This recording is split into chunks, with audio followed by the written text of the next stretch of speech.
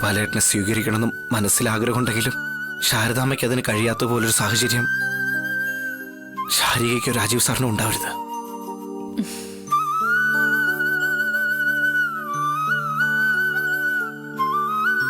ഞാൻ ഇറങ്ങാം ശാരദാമ്മ.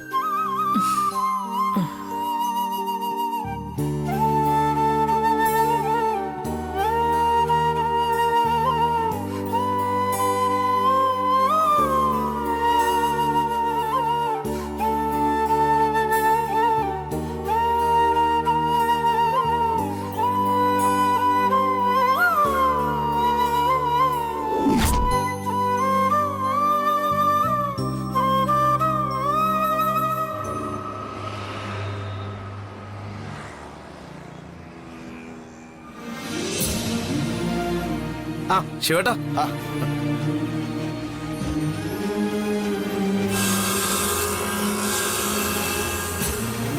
കുമാരാടാ. നീ ജോലിക്ക് തന്നെ വന്നാണോ? ഞാന് ഒരു 5 മിനിറ്റ് ലേറ്റായി പോയി. സാരമില്ലടാ, മനുഷ്യനാവുമ്പോ അതൊക്കെ സംഭവിക്കും.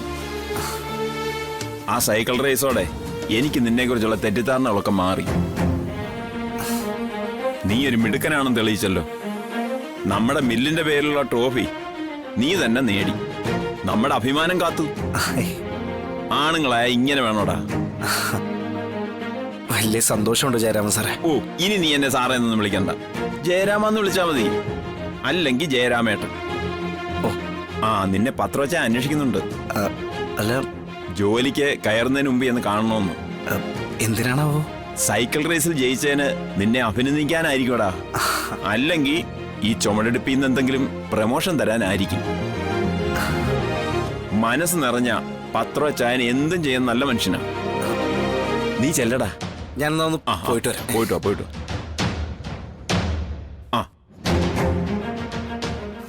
ഞാനെവിടെയുണ്ട്? അത് ഞാൻ ചെയ്തോളാം. എത്ര ലോഡ് വേണമെന്ന് മാത്രം പറഞ്ഞാൽ മതി. അതവിടെ എത്തിയിരിക്കും. ശരി. പത്രവച്ചായ. വിഷ്ണുവാ? അല്ല, അച്ഛൻ എന്തോ കാണണമെന്ന് പറഞ്ഞു. ഒരു കാര്യമുണ്ടാ, നീ ജോലിക്ക് കയറണ്ട. ലോഡിങ്ങിന് ആള് കൂടുതലല്ലേ അല്ലേ? എന്നാ സാരില്ല, ഞാൻ പോയിട്ടെ നാളെ വന്നോളാം. നീ നാളെ വരണ്ട. നിനക്കിനി ഇവിടെ ജോലിയില്ല. അച്ഛാ, കൂടുതലൊന്നും പറയാനില്ല. പണിക്കൂലി ബാലൻസ് ഉണ്ടെങ്കിൽ ജയരാമനോട് വാങ്ങിച്ചിട്ട് പോയിക്കോ. അച്ഛാ, ഞാൻ ജോലി എന്തെങ്കിലും വീഴ്ച കാണിച്ചോ? അതോ എന്റെ ഭാഗത്തുനിന്ന് എന്തെങ്കിലും തെറ്റ് സംഭവിച്ചോ? കൂടുതലൊന്നും പറയാനില്ലെന്ന് പറഞ്ഞില്ലേ? നീ വിട്ടോ. അല്ല അച്ഛാ, എനിക്കതറിയണം. അത്ര വലിയ തുകയൊന്നല്ലെങ്കിലും ഈ ജോലി കൊണ്ടാ എന്റെ വീട്ടിൽ അടുപ്പ് പുകഞ്ഞിരുന്നേ. എന്റെ പെണ്ണും ഒരു കൈക്കുഞ്ഞും വയറ് നിറച്ച് കഴിച്ചുറങ്ങിയിരുന്നേ. അച്ഛാ, എന്റെ ഭാഗത്ത് എന്തെങ്കിലും തെറ്റ് സംഭവിച്ചിട്ടുണ്ടെങ്കിൽ പുതിയെടുത്ത് പോകുമ്പോ എനിക്കത് തിരുത്താലോ. പറഞ്ഞ അച്ഛാ, ഞാൻ എന്താ തെറ്റ് ചെയ്തേ? നിന്റെ ഭാഗത്തുനിന്ന് ഒരു തെറ്റും വന്നിട്ടില്ല. എനിക്ക് നിന്നെ നിർത്താൻ നിർവാഹമില്ലാത്തതാണ് കാരണം. നിന്നെ പോലെ ആത്മാർത്ഥമുള്ള ഒരുവനെ പറഞ്ഞുവിടാൻ എന്റെ മനസ്സ് അനുവദിക്കണമില്ല. ആരോടും പറയരുതെന്ന് മനസ്സിൽ നിശ്ചയിച്ചതാ. പക്ഷേ നീ ജോലി വിട്ടുപോകുമ്പോ നിന്റെ മനസ്സ് ഇത്രയും വേദനിക്കുന്ന സ്ഥിതിക്ക് നിന്നോട് പറയാതിരുന്ന കർത്താവ് എനിക്ക് മാപ്പ് തരില്ല.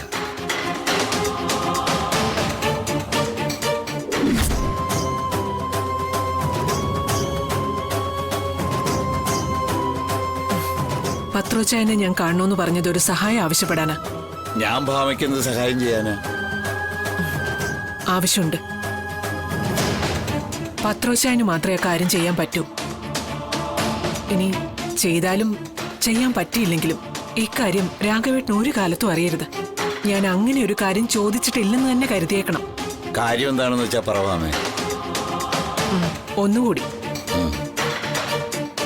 ഞാൻ ഈ സഹായം ചോദിക്കുന്നതിന്റെ കാര്യകാരണങ്ങൾ എന്നോട് ചോദിക്കരുത്. മേരിമാത മില്ലിന്റെ സിൽവർ ജൂബിലി ആഘോഷത്തിന്റെ ഭാഗമായിട്ട് നടന്ന ആ സൈക്കിൾ റേസിൽ വിജയിച്ച പയ്യനില്ലേ, ഒരു ചെറുപ്പക്കാരൻ? അതെ, വിഷ്ണു. വിഷ്ണു. അവനെ പത്രോച്ചായൻ ജോലിന്ന് പറഞ്ഞയക്കണം. അവനിനി മേരി മാത ടിമ്പർ മില്ലിൽ ജോലി വേണ്ട. പക്ഷെ ഭാമേ, എന്റെ മില്ലിലെ ഏറ്റവും മിടുക്കനായ പണിക്കാരനവൻ. 3 ആളിന്റെ ജോലി അവൻ ഒറ്റയ്ക്ക് ചെയ്യും. അപ്പൊ വിഷ്ണുവിനെ പറഞ്ഞയക്കുന്നത് പത്രോച്ചായന് നഷ്ടക്കച്ചവടാണല്ലേ? അല്ല ഭാമേ, അങ്ങനെ പറയരുത്. ഭാമ ഒരു കാര്യം പറഞ്ഞാൽ പത്രം അതിൽ ലാഭോ നഷ്ടം നോക്കുവോ? പക്ഷെ അവൻ എന്ത് തെറ്റാ ചെയ്തതെന്ന് കാര്യകാരണങ്ങൾ ചോദിക്കരുതെന്ന് ഞാൻ പറഞ്ഞിരുന്നു. അല്ല, പത്രോച്ചായന് ബുദ്ധിമുട്ടാണെങ്കിൽ അതങ്ങ് വിട്ടേക്ക്. അതെന്ത് വർത്താന ഭാമേ? മേരി മാത ടിമ്പേഴ്സിൽ ഇപ്പൊ മുതൽ വിഷ്ണു ഇല്ല.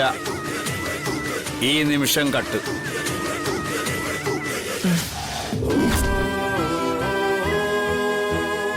ഭാമ ഇങ്ങനെ നീതിയില്ലാത്തൊരു കാര്യം ആവശ്യപ്പെട്ടതായി ഞാനിതുവരെ കേട്ടിട്ടില്ല. നിന്റെ കാര്യത്തിൽ ഭാമയുടെ ഭാഗത്ത് നിന്ന് ഇങ്ങനെ ഒരു കടുംപിടുത്തം ഉണ്ടാകണമെങ്കിൽ അത്രയ്ക്ക് പകയുണ്ടാവണ എന്തെങ്കിലും ഒരു തെറ്റ് നിന്റെ കയ്യിൽ നിന്ന് സംഭവിച്ചിരിക്കണം. ഭാമയുടെ പെങ്കൊച്ച് തളർന്നു കിടക്കുക. നല്ല പ്രായത്തിലുണ്ടായ എന്തോ അപകടം. സത്യം പറ, നിന്റെ ഭാഗത്തുനിന്നുണ്ടായ എന്തെങ്കിലും കൊസറാക്കൊള്ളി കൊണ്ടാണോടാ ഈ അബദ്ധമുണ്ടായത്? പറയണം.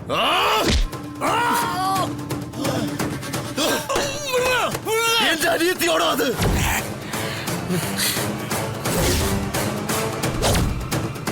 സത്യഭാമയുടെ മോൻ വിഷ്ണു.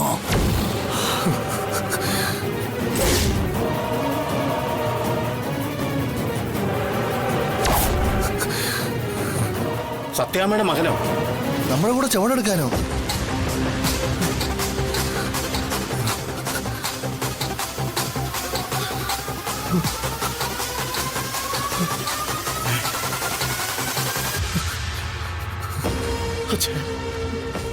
സോറി. കുറച്ചു കാലമെങ്കിലും എന്റെ കുടുംബം പറ്റിയത് അച്ചായന്റെ പണോ? അച്ചായനെ ഞാൻ കൈവയ്ക്കാൻ പാടില്ലായിരുന്നു. പക്ഷെ എന്റെ അനിയത്തെ പറ്റി പറഞ്ഞപ്പോ ഒരു നിമിഷം എന്റെ നിയന്ത്രണം വിട്ടുപോയതാ. അച്ചായൻ പറഞ്ഞു ശരിയാ. എന്റെ ഭാഗത്തുനിന്ന് സത്യാമ്മയ്ക്ക് പൊറുക്കാൻ പറ്റാത്തൊരു തെറ്റ് സംഭവിച്ചിട്ടുണ്ട്. അവരുടെ ഗർഭപാത്രത്തിൽ ഞാൻ ജനിച്ചു എന്നുള്ളത്. അവരുടെ മകൻ ഭാര്യയെ ചേർത്ത് പിടിച്ച് തന്റെ ഇടത്തോടെ തലയെടുപ്പോടെ അവളെ പോറ്റുന്നു എന്നുള്ളത്.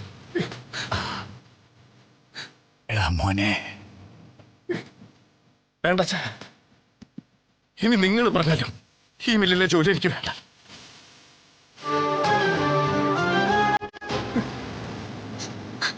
പക്ഷെ മറ്റൊരു ജോലി ചെയ്ത് കുടുംബം പോറ്റുന്നത് നിങ്ങൾ എല്ലാവരും ഞാൻ കാണിച്ചു തരും. പോട്ടെ ചാ.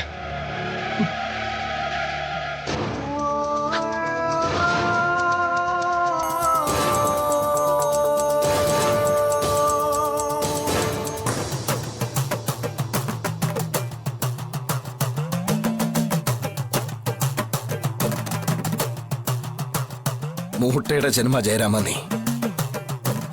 പാവങ്ങളുടെ കണ്ണീരും ചോരയും കാണുമ്പോ സന്തോഷിക്കുന്ന വികൃത മനസ്സിന്റെ ഉടമ. നമുക്കേ പുറത്തു വെച്ചൊന്ന് കാണേണ്ടി വരും.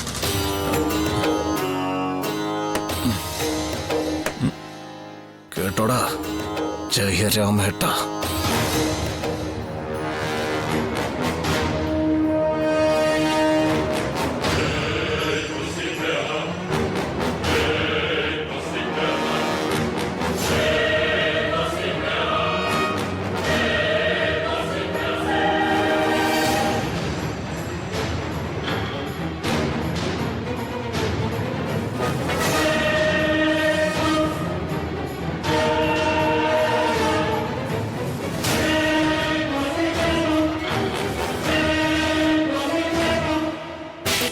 അച്ഛാ, അവ സത്യഭാമയുടെ മകനാന്ന് പറഞ്ഞ ഉള്ളതാണോ? ആ തന്റെ ഇടവും തലയെടുപ്പും കണ്ടാ മനസ്സിലാവില്ലേടാ. ആൺകുട്ടി അവൻ. നമ്മുടെ കൂട്ടത്തിൽ നിന്ന് പോയാലും അവൻ രക്ഷപ്പെടും. അവന്റെ കണ്ണിലെ തീ കണ്ടോ നീ? സത്യഭാമയേക്കാളും നന്നാവും.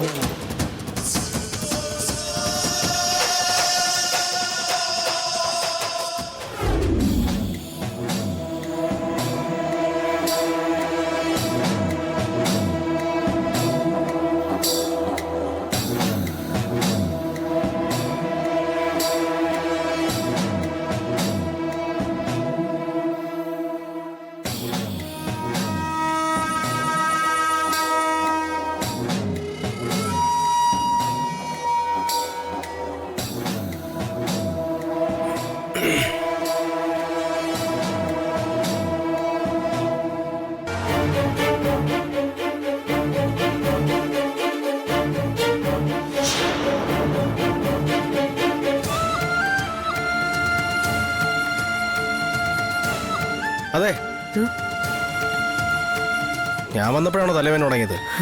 ശ്യാമ ഭക്ഷണം എടുത്തു തന്നില്ലേ? വിശപ്പടക്കാൻ വേണ്ടിയിട്ടല്ല ഞാൻ വന്നത്. അങ്ങനെ ആയിരുന്നെങ്കിലേ കുടുംബശ്രീ ഹോട്ടലിലേക്ക് ഞാൻ കയറി ചെല്ലുമായിരുന്നുള്ളൂ. ഇങ്ങോട്ട് കയറി വന്നത് എന്തിനാണെന്ന് എനിക്കും മനസ്സിലായില്ല. കഴുത്തില് താലി കെട്ടിയിട്ട് ഉപേക്ഷിച്ച അടിമവർഗത്തിന്റെ കണ്ണീര് കണ്ട് ആനന്ദിക്കാനാണെങ്കിലേ ഇത്രയും ദൂരം വന്ന് ബുദ്ധിമുട്ടണമെന്നുണ്ടായിരുന്നില്ല. ഒരു സെൽഫി എടുത്ത് ഞാൻ അയച്ചു തന്നേനെയല്ലോ. Sarika, behave yourself. Stop this nonsense. Nonsense എന്ന് വെച്ചാൽ മണ്ടത്തരം. ഈ മണ്ടത്തരം അവസാനിപ്പിക്കണമെന്ന് മനസ്സിൽ ഉറപ്പിച്ചതാ ഞാൻ. സാറിന് അവസാനിപ്പിക്കായിരുന്നല്ലോ, പിന്നെന്തിനാ വീണ്ടും ഇങ്ങോട്ട് കയറി വന്നത്? എന്നെ കൊണ്ട് ബുദ്ധിമുട്ടാണെന്ന് മനസ്സിലാക്കിയിട്ട് തന്നെയാ മാറി നിന്നേ. വിഷ്ണു വന്ന് എന്നോട് നിർബന്ധിച്ചോണ്ട് കൂടെ പോന്നേ ഉള്ളൂ. ഇപ്പൊ തന്നെ ഇറങ്ങി തന്നേക്കാം. പിന്നെ സൗകര്യമായല്ലോ. വീഡിയോ കോള് മാത്രം ആക്കണ്ട, കണ്ടവനെയൊക്കെ സൗകര്യം പോലെ വീട്ടിലേക്ക് അങ്ങ് വിളിച്ച് കയറ്റം ചെയ്യാലോ. ഒരു ഭാര്യ അങ്ങനെ ചെയ്യണമെങ്കിലേ ഭർത്താവിന്റെ അടുത്തുനിന്ന് അവർക്ക് കിട്ടേണ്ടതൊന്നും കിട്ടാത്തോണ്ടായിരിക്കും. എന്താ ഇവിടെ? എന്റെ ഭർത്താവിനോട് ഞാനൊന്ന് സംസാരിക്കുക. ശാരദാമ്മ നേരിട്ട് കണ്ടോണം ഭർത്താവിനോട് മകള് സംസാരിക്കുന്നത് എങ്ങനെയാണെന്ന്. ഇപ്പൊ എന്റെ മുഖത്ത് നോക്കി എന്താ വിളിച്ചു പറഞ്ഞാൽ ചോദിച്ചു നോക്ക്. ആരുടെ മുമ്പിൽ വെച്ചും പറയാനുള്ളത് പറയാൻ എനിക്കൊരു മടിയുമില്ല. ഒരു ഭാര്യ എന്നുള്ള നിലയിലേ എനിക്ക് കിട്ടേണ്ടതൊന്നും കിട്ടിയിട്ടില്ല. ഷാരി, കൊച്ചു നിൽക്കുന്നു, നീ അനാവശ്യം വിളിച്ച് പറയല്ലേ. ഇവളത്ര പൊടിക്കൊച്ചൊന്നുമല്ലല്ലോ. ചേച്ചിയുടെ ഭർത്താവിന്റെ കയ്യിലിരിപ്പ് എന്താണെന്ന് അവൾ ഒരിക്കലും അമ്മയുടെ മുഖത്ത് നോക്കി പറഞ്ഞതല്ലേ.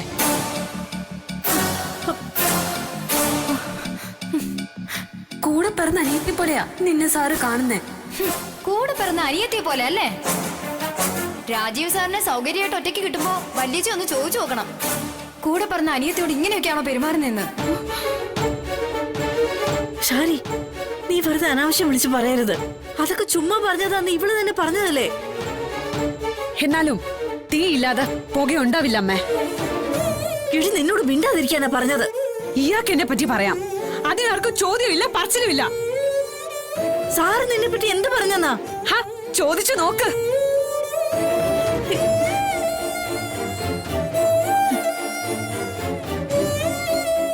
നീ എന്റെ ശാരദാമ്മയെ നേരി കണ്ട കാര്യങ്ങളെ ഞാൻ പറഞ്ഞിട്ടുള്ളൂ. ഞാൻ ആൾക്കാരെ വിളിച്ച് വീട്ടിൽ കയറ്റുന്നെന്ന്. അതാണോ നിങ്ങൾ നേരിട്ട് കണ്ട കാര്യം? സാറിന്റെ വീട്ടിലും ഈ വീട്ടിലും താമസിക്കുമ്പോ എന്റെ കഴുത്ത് കെട്ടി ഈ താലിക്കും മനസാക്ഷിക്കും നിരക്കാത്ത ഒരു കാര്യവും ഞാൻ ചെയ്തിട്ടില്ല. സ്വന്തം വീട്ടിൽ വന്ന് നിൽക്കുന്നതേ കൂലി സേവയ്ക്കുള്ള സൗകര്യത്തിനല്ല. സാർ എനിക്കൊരു വീടെടുത്ത് തരാത്തത് കൊണ്ടും താമസിപ്പിക്കാത്തത് കൊണ്ടുവാ. എന്തൊക്കെയാ സാറേ ഞാൻ ഈ കാണുന്നതും കേൾക്കുന്നതൊക്കെ? എന്റെ ശാരദാമ്മ, ഞാൻ അതൊന്നും അല്ല ഉദ്ദേശിച്ചത്. ഭീരു, അല്പം മുമ്പ് പറഞ്ഞ കാര്യം പോലും ഏറ്റെടുക്കാൻ പറ്റാത്ത ഭീരു. ശാരിയെ, you are crossing the limit. നല്ല രസമുള്ള ഇംഗ്ലീഷ് സാറാ കേക്കാൻ. എന്നോട് മിണ്ടാതിരിക്കാനല്ലേ പറഞ്ഞത്? ഇനി മിണ്ടിയാൽ എന്തോ ചെയ്യും? കൂടിപ്പോയ എന്നെ ഒന്ന് അടിക്കുമായിരിക്കും. ആ തന്റെ ഇടം എന്താ? സ്വന്തം ഭാര്യയുടെ മുന്നിൽ മാനത്തിന് വില പറയാൻ വന്നവന്റെ അടുത്ത് ഇല്ലാതെ പോയത്. മോളെ, നീ എന്തൊക്കെയാ പറയുന്നത്? സത്യമാമ്മ ഞാൻ ഈ പറഞ്ഞത്. ബാലേന്ദ്രൻ എന്റെ പിന്നാലെ നടന്ന് ശല്യം ചെയ്യുന്നത് അറിഞ്ഞിട്ടല്ലേ ഇയാൾ ഇവിടുന്ന് ട്രാൻസ്ഫർ വാങ്ങിച്ച് പോയത്. ബാലചന്ദ്രനോട് പണം കടം വാങ്ങിച്ച കാര്യം ഇയാളോട് പറഞ്ഞില്ലെന്നുള്ളതായിരുന്നു ഇയാളുടെ ന്യായം. അറിഞ്ഞിരുന്നെങ്കിൽ 2 മിനിറ്റ് കൊണ്ട് 2 ലക്ഷം രൂപ സംഘടിപ്പിച്ച് തന്നേനേന്ന്. അങ്ങനെ പറഞ്ഞയാള് അത് സംഘടിപ്പിച്ച് തന്നോ? ഭാര്യയുടെ മാനം അപകടത്തിലാന്നറിഞ്ഞിട്ടും ഒരു ഭീരുവിനെ പോലെ ഒളിച്ചോടുവല്ലേ ഇയാള് ചെയ്തത്. തിരിച്ചു വാങ്ങണമെന്നോ കുടുംബശ്രീ ഹോട്ടലിൽ വിലക്കെടുക്കണമെന്നുള്ള ഉദ്ദേശത്തിലല്ല ബാലേന്ദ്രൻ 2 ലക്ഷം രൂപ കടം തന്നത്. അയാളുടെ ലക്ഷ്യം വേറെ പലതുമായിരുന്നു. അതിന്റെ സൂചനകള് ഇയാൾ നേരിട്ട് കണ്ടതുവാ. എന്നിട്ടും എന്നെ ഇവിടെ തനിച്ചാക്കിയിട്ട് പോയി കളഞ്ഞില്ലേടോ? എന്റെ മുമ്പില് 2 വഴികളെ ഉണ്ടായിരുന്നുള്ളൂ. ഒന്നെങ്കിൽ ബാലേന്ദ്രൻ പറഞ്ഞതൊക്കെ സമ്മതിച്ചു കൊടുത്ത് കുടുംബശ്രീ ഹോട്ടലിനെ രക്ഷിക്കുക, അല്ലെങ്കിൽ ഈ വീട്ടില് ജീവിക്കാൻ നിർവാഹമില്ലാതെ നിങ്ങൾക്ക് 2 ആൾക്കും ഒപ്പം തെരുവിലേക്ക് ഇറങ്ങുക. രണ്ടായാലും ഷാരിക്ക് മുമ്പിൽ ഒരു ജീവിതം ഇല്ല. അങ്ങനെ ഒരു വഴിയും കാണാതെ പകച്ചു നിൽക്കുമ്പോ വലിയ ഇംഗ്ലീഷ് പറഞ്ഞ ഈ സാറുണ്ടല്ലോ, 4ാം ക്ലാസ് വരെ തികച്ചു പഠിക്കാത്ത വിഷ്ണുവേട്ടനാ ഒരു ജീവിതം ഉണ്ടാക്കി തന്നത്. കുടുംബശ്രീ ഹോട്ടലിലെയും അമ്മയുടെയും ഈ 2 മക്കളുടെയും മാനം രക്ഷിച്ചത്. ഓ, വിഷ്ണുവേട്ടൻ ഇപ്പൊ പുതിയ ആളല്ലേ?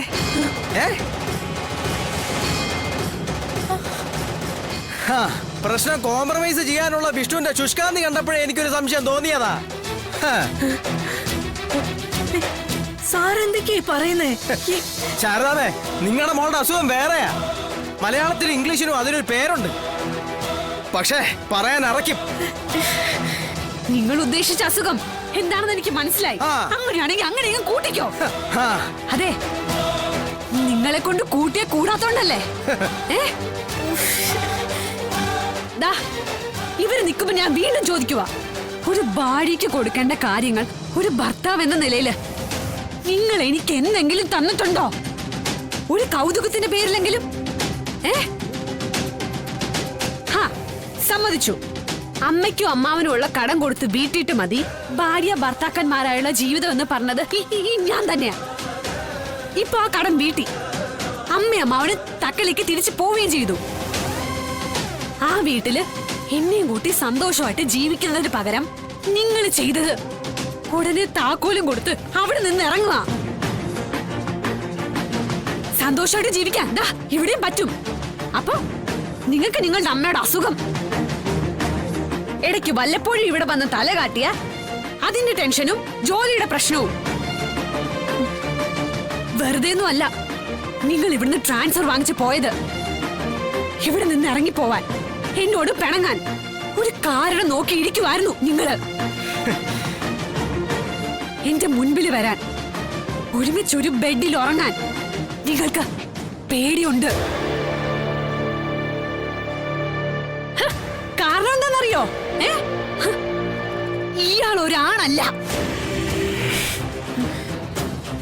പ്രേമിക്കാൻ മാത്രമേ നിങ്ങളെ കൊണ്ട് കൊള്ളൂ. ഒരു പെണ്ണിന്റെ മുമ്പിൽ ഒറ്റയ്ക്കൊരു നേരം.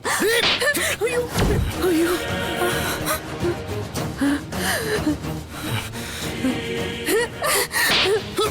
അയ്യോ,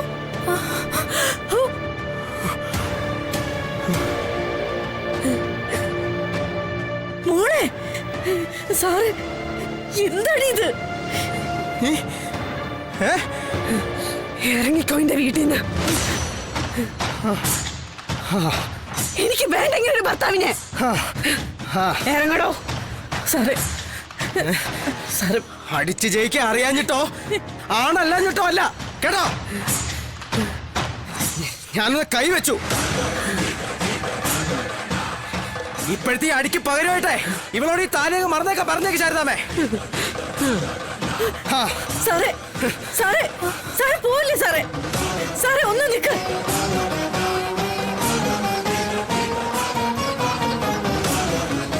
സാറേ, സാറേ നിക്ക് സാറേ, അമ്മ പറയുന്ന ഒന്ന് കേക്കും. അമ്മ തേങ്ങ കൊല.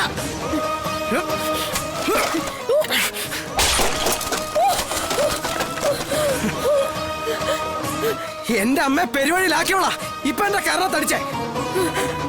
ഇനി അവക്ക് വേണ്ടി ആരെങ്കിലും എന്റെ അടുത്തൊരു അക്ഷരം മിണ്ടിയാ ശാരദാമേ, ഞാൻ എന്താ ചെയ്യാന്ന് എനിക്കറിയത്തില്ല. ആകെ പിടിവിട്ട് നിൽക്കുവാ ഞാൻ. കോപ്പ് സാറേ